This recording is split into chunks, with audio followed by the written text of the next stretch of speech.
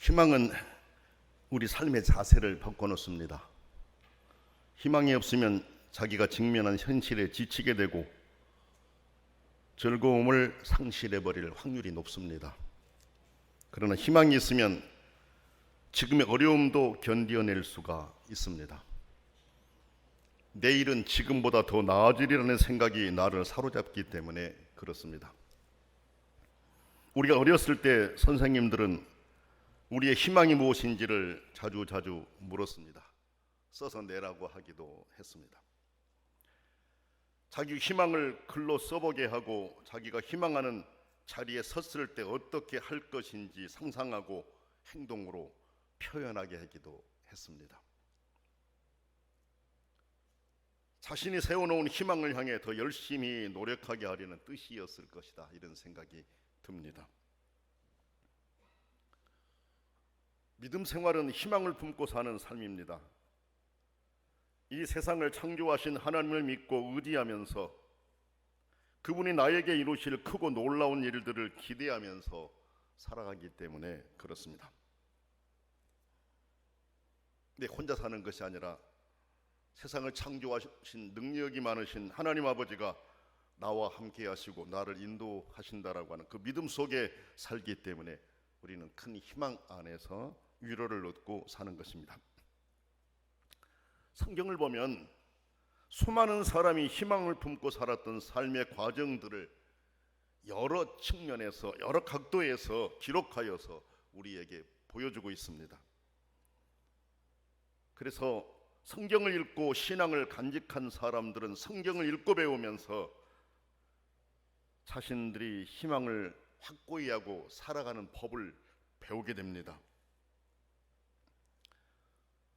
성경에 등장한 과거의 인물들이 미래의 나를 다르게 만들어 간다라는 말씀입니다. 성경에서 정말 희망이 조금도 보이지 않던 그 상황 속에서도 힘을 내서 살아갔던 그 인물들을 우리가 보게 됩니다. 좌절하고 주저앉을 수밖에 없는 그 상황임에도 불구하고 그 희망으로 돌파해갔던 신앙인들의 모습을 우리가 볼 수가 있습니다. 요셉이 그렇고 다윗이 그렇습니다. 욥도 그렇습니다. 사람들이 생각에는 저 정도면 넘어질 수밖에 없다 생각하지만 넘어지지 않았습니다. 왜? 하나님이 붙잡고 있었기 때문에, 하나님을 향한 기대가 있었기 때문에 그 순간을 돌파해서 마지막에 승리자가 되었습니다. 그래서 우리가 성경에 등장한 이 과거의 인물들을 통해서 미래의 나를 빚어갈 수가 있다는 것입니다. 과거에 그분도 그랬는데 내 삶은 그분보다는 덜하지 않는가? 나는 신앙 안에서 그분처럼 이겨갈 수 있다는 확신을 갖고 하나님을 의지하게 되는 것입니다. 물론 이것은 성경의 인물 그 자체가 아니라 그들에게 도움을 주시고 그들을 인도하신 하나님을 바라고 의지하면서 그들에게 힘을 주신 하나님이 나에게도 힘을 주실 것이라고 하는 기대가 있기 때문에 그렇습니다. 그 기대를 가지면서 사는 삶이기 때문에 힘든 상황이 나를 엄습한다 할지라도 돌파할 수가 있는 것입니다. 하나님은 선지자 이사야를 통해서 희망이 없던 사람들에게 미래의 희망을 주셨습니다. 오늘 말씀은 이사야가 희망의 말씀을 듣기까지의 과정과 하나님이 주신 희망의 선언을 기록하고 있습니다. 그 의미들을 차근차근 생각해 보도록 하겠습니다. 첫째는 이사야에게 희망을 주실 하나님이 어떤 분이신가? 그분은 누구도 범접할 수 없는 높고 위대하신 분이시다라고 소개하고 있습니다. 1절에서 4절에 그렇게 소개합니다. 그분은 높이 들린 보좌에 앉으셨고 그의 옷자락이 너무나 넓어서 성전에 가득했다 그랬습니다. 이것은 여러분 하나님의 보좌, 즉 하나님의 통치권, 하나님의 왕권은 세상의 어느 것도 경쟁의 대상이 될 수 없고 그 무엇으로도 방해를 놓을 수 없는 절대적인 것임을 알려주신 그런 말씀입니다. 그리고 하나님은 스랍들을 쫓아 하나님의 얼굴을 보면 죽을 수밖에 없었기에 외경심으로 가득 차서 그들의 날개로 얼굴과 부끄러운 것을 가렸습니다. 이 스랍들은 섬기는 영들, 천사들을 말합니다. 천사들은 밤낮으로 하나님을 섬기며 에워싸고 있었지만 하나님을 볼 수 없었고 보아서도 안 되었습니다. 왜 그렇습니까? 그것은 하나님과 천사를 비롯한 모든 피조물 사이에 한없는 간격이 있음을 보이신 말씀입니다. 그것을 이사야에게 하나님의 거룩성을 알게 하신 것입니다. 질적 차이라는 표현을 씁니다. 하나님은 전적 타자라는 표현을 씁니다. 신학적으로. 스랍들은 그 거룩하신 분을 불렀습니다. 거룩하다, 거룩하다, 거룩하다 3번 외치면서 그 영광이 온 땅에 충만한 하나님을 높이고 있습니다. 여러분, 하나님을 이런 분으로 알고 모신 자라야 겸손할 수가 있고 하나님을 바르게 섬길 수가 있습니다. 하나님과 나는 범접할 수 없는, 하나님은 위대하시고 나는 약하고 연약하다라고 하는 것을 인정해야 겸손해질 수 있다라는 것입니다. 하나님의 거룩과 위대함을 무시하는 자들은 하나님을 믿는 진정한 신앙의 모습으로 바뀔 수가 없고 예수 그리스도 안에 나올 수도 없습니다. 그러기에 수없이 전도를 받지만 교회에 나오지를 않지요. 우리는 예수 그리스도를 믿는 자가 되고 하나님을 믿는 자가 되고 하나님을 의지하며 살아가는 자들이 되었습니다. 얼마나 복 있는 일입니까, 여러분? 두 번째 보면은 하나님의 부름을 받은 이사야가 자신의 한없는 무능과 죄임을 깨닫고 하나님의 은혜로 사죄의 은총을 경험했음을 소개합니다. 여러분, 이사야는 보이는 분위기 속에서 자신의 무능과 죄인됨을 보았습니다. 하나님의 그 위대하심을 보고 나서 자기가 보였습니다. 자기가 보이는데 나는 너무나도 무능하고 나는 죄인이다라고 하는 것을 깨닫게 됩니다. 거룩함을 외치는 천사들의 찬송 속에서도 자신의 무능과 죄인됨을 보았습니다. 그래서 그는 하나님 앞에서 말을 할 수가 없었습니다. 말을 못할 수밖에 없었습니다. 죽어야 한다는 것을 깨달았습니다. 하나님은 그에게 속한 사람들에게 복종과 순종을 요구하고 그들을 보호하는 주님이신데 이사야는 모든 백성처럼 자기 자신이 이러한 요구를 만족시키지 못하고 있음을 알고 있었습니다. 하나님이 내게 요구하신 것을 내가 만족시키지 못하고 살고 있다라고 하는 것을 알았습니다. 그래서 나는 죄인이고 죽을 수밖에 없다라고 하는 것을 발견한 것입니다. 하나님만을 섬기도록 따로 성별된 스랍들의 외침을 통해서 이사야 자신은 그렇지 못함을 깨달은 것이었어요. 나는 그렇지 못하고 있다는 것을 발견하게 됐다는 것입니다. 그리고 그렇게 살지 못한 죄인인 나는 죽어마땅하다라고 고백한 것입니다. 여러분, 오늘 우리도 신실하게 믿음의 길을 가는 성도들을 보면서 나의 부족을 깨닫고 하나님께 회개할 수 있다면 얼마나 귀한 일이겠습니까? 하지만 안타깝게도 그렇게 하기가 그리 쉽지 않다라고 하는 것이 죄인된 우리 인간의 한계인가 봅니다. 이사야의 이런 고백 후에 스랍들 가운데 하나가 예언자의 죄를 씻어줍니다. 물론 이것은 스랍이 자의적으로 하는 것이 아닙니다. 하나님의 명령에 따른 행동이었다라고 하는 것을 우리가 알 수 있습니다. 여러분, 성경 보면 이렇습니다.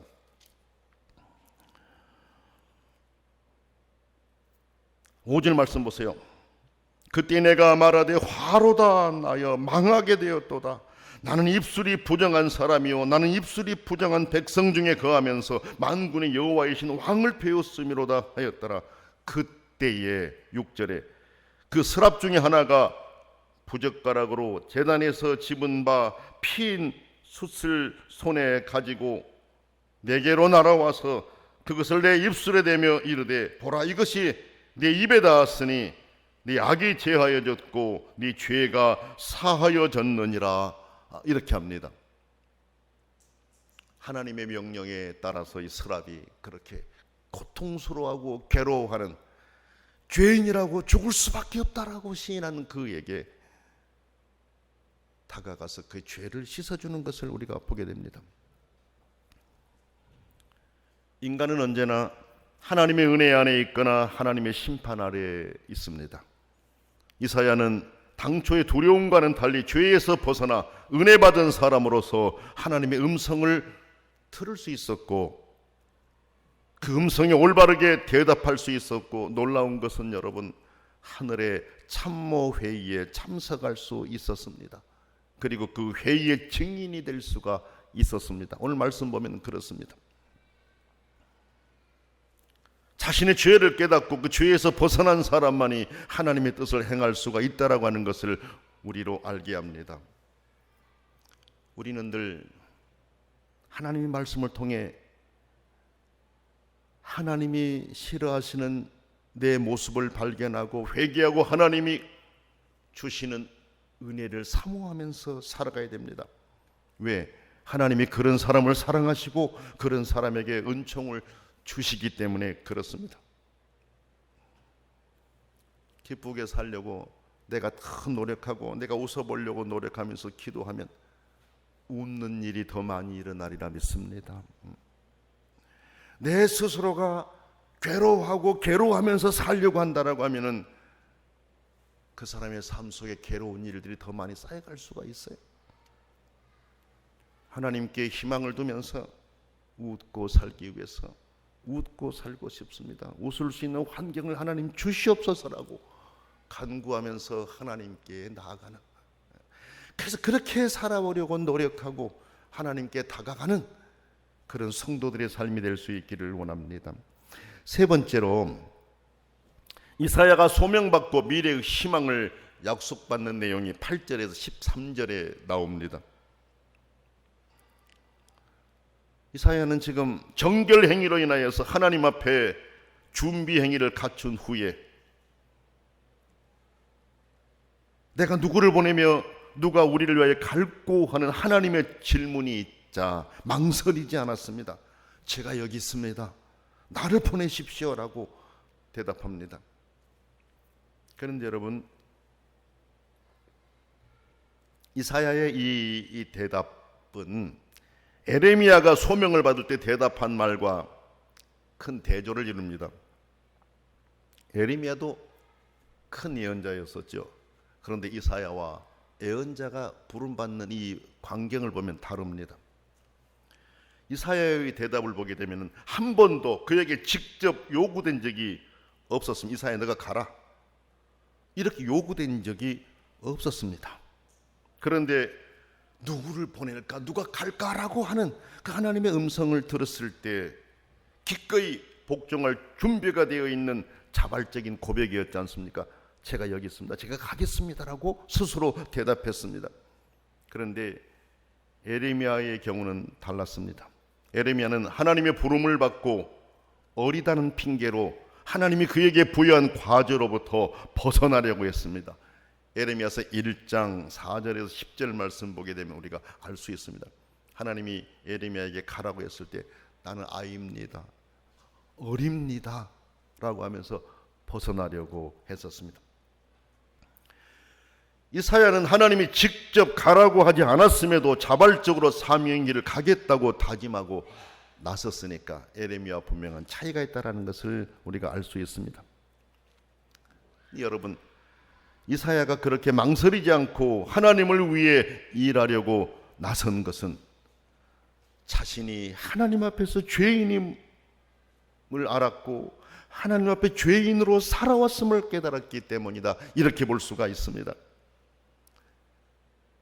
죄인으로 살아왔던 자신을 하나님의 은혜로 사죄의 체험을 주셨으니 마음이 움직일 수밖에 없었습니다. 그러므로 그가 소명을 받은 것은 그로서는 받을 자격이 없는 은총과 같았습니다. 다 같은 것이 어떻게 하나님의 일을 할 수 있단 말입니까? 나는 죽어마땅한 죄인인데 어떻게 그 일을 감당할 수 있을까? 이 생각이 그 안에 있었던 것이죠. 그런데 자기가 듣는 데서 하나님이 누가 갈까? 누구를 보낼까? 그렇게 말씀하시니까 마음이 움직인 겁니다. 제가 여기 있습니다.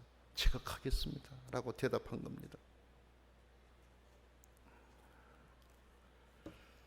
그는 평생 하나님 주신 이 은혜에 대하여서 신실한 태도를 지켜야 할 책무가 있었고 그는 그렇게 살아가려고 힘썼던 것입니다. 그렇습니다, 여러분. 신앙의 길은 자신이 죄인임을 깨닫는 순간 더욱 뜨겁게 주님을 사랑하게 됩니다. 자신의 연약함과 부족함을 깨닫는 순간 더욱 열심히 주를 위해 일하려고 노력하게 됩니다. 나같이 허물 많은 사람을 살리신 하나님의 은혜에 감동하여 감사함으로 주를 따르려 하기 때문에 그렇습니다. 믿음 생활을 하지만 사죄의 은총을 깨닫지 못하면 우리의 믿음은 발전할 수가 없습니다. 믿음의 길은 생명의 길입니다, 여러분. 그러므로 날마다 결단하면서 나를 구원하신 하나님의 뜻을 이루기 위해서 부단히 힘쓰면서 살아갈 수 있어야 됩니다. 이사야처럼 주님, 사람이 필요하십니까? 제가 여기 있습니다. 저를 사용하여 주십시오. 제가 하겠습니다. 죽을 죄인을 살려주셨으니 주님을 위해 살겠습니다. 주님이 원하시는 대로 살겠습니다 하는 고백이 우리 안에서 일어나야 합니다. 성도를 섬기기로 작정한 고린도전서에 등장했던 스데바나의 가정처럼, 그리고 스데바나와 부드나도와 아가이고처럼 성도의 부족한 것을 채워주고 사역자와 성도들의 마음을 시원하게 해주는 훌륭한 믿음의 사람들이 될 수 있기를 원합니다. 그런데 여러분, 하나님의 일을 위해서 자원하고 나섰는데 사람들이 반응이 뒤따라주지 않는다면 어떻겠습니까? 내가 그 일을 하겠노라고 자원하고 나서서 열심히 하고 있는데 사람들이 반응이 따라주지 않는다면 어떻겠습니까? 이사야의 상황이 지금 그렇습니다. 하나님이 사람을 찾으실 때 자신이 가겠다고 하나님의 일을 위해 나선 이사야에게 하나님은 백성들이 이사야가 외친 말에 호응하지 않을 것을 미리 알려주셨습니다.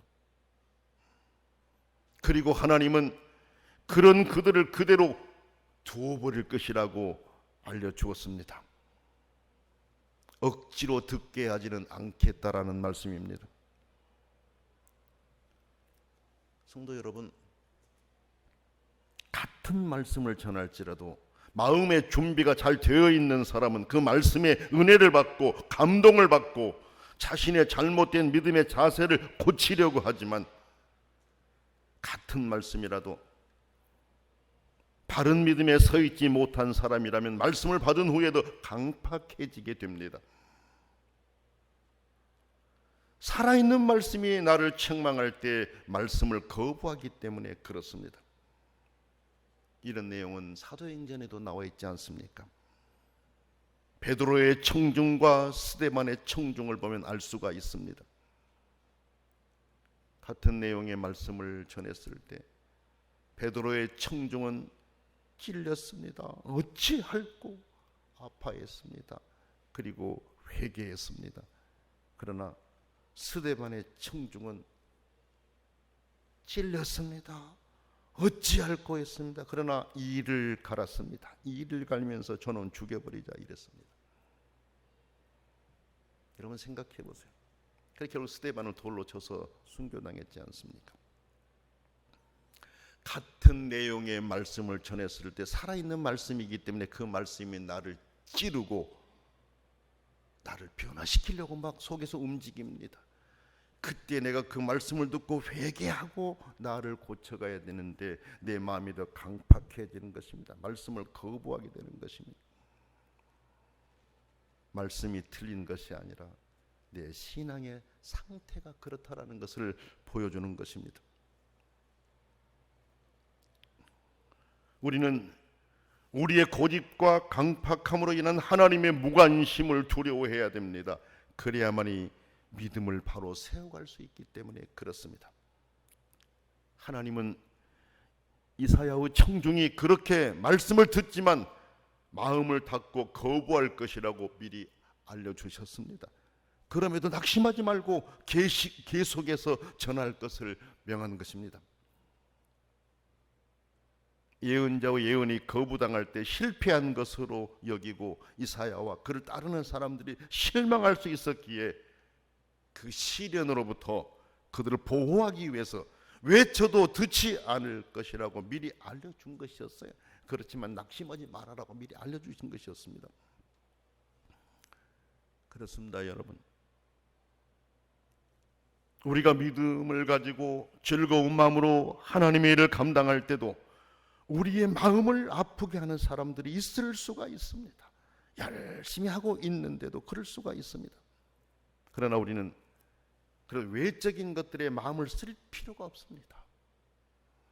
하나님이 나와 함께 하신다는 믿음과 나는 오직 하나님만 바라보고 하나님만 의지하고 일하겠습니다. 살겠습니다. 믿음의 길을 가겠습니다 하는 철저한 신앙으로 믿음의 길을 가야 합니다.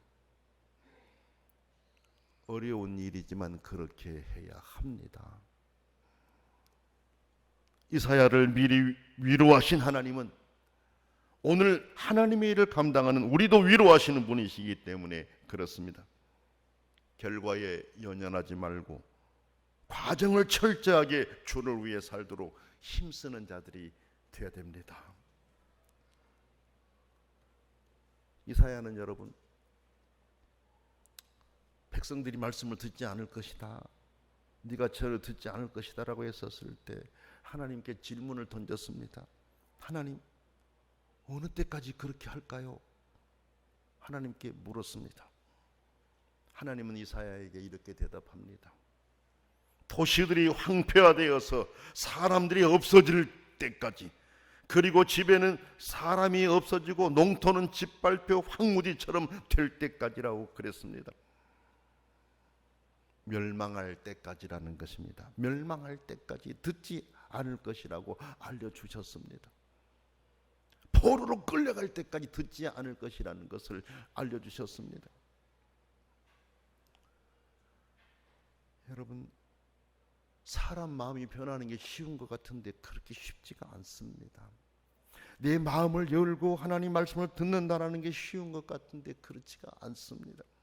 그래 저와 여러분은 복받은 사람들이에요. 그렇지 않습니까?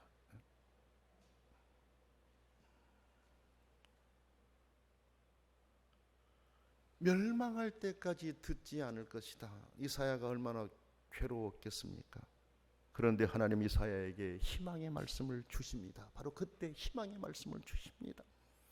밤나무와 상수리나무가 배임을 당하여도 그 그루터기는 남아있는 것 같이 거룩한 씨가 이 땅에 그루터기니라 라고 희망을 주셨습니다. 거룩한 씨가 그 그루터기에서 나온다라는 약속입니다. 나라가 망하지만 하나님의 역사는 심판에 의해 끝나지 않고 제2의 성전 공동체는 하나님에 의해서 따로 구별된 거룩한 씨, 그 새로운 하나님의 백성의 씨로 존재하도록 부름을 받을 것이다 라고 말씀하셨습니다. 희망의 거룩한 씨는 바로 예수 그리스도이십니다.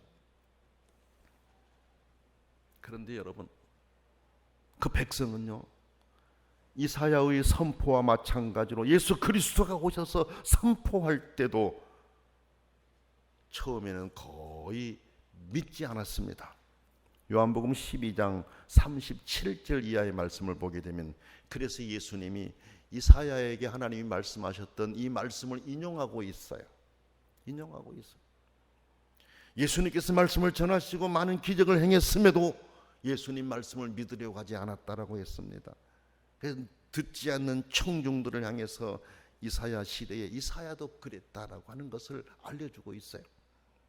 요한복음 12장을 보면 알 수 있습니다. 그러나 여러분, 예수 그리스도의 죽으심과 부활 승천 이후에 성령 강림과 함께 믿는 자들은 늘어갔습니다. 오늘날처럼 많은 그리스도인이 주님을 따르고 주님을 기대하며 살고 있습니다. 우리의 희망이요 구원자이신 예수 그리스도는 지금도 성령 안에서 우리와 함께 하고 계십니다. 성도 여러분, 예수님은 우리의 희망이십니다.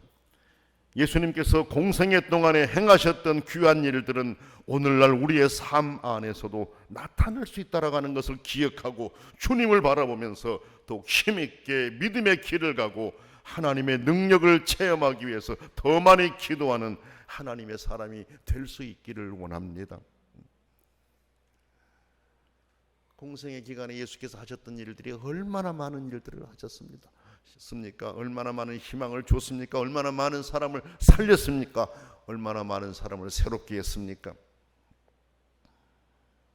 성령 안에서 오늘도 역사하시는 예수 그리스도께서는 그렇게 우리 삶 속에도 역사해 가신다고 하는 것을 믿고 하나님께 더 많이 기도할 수 있어야 됩니다. 제가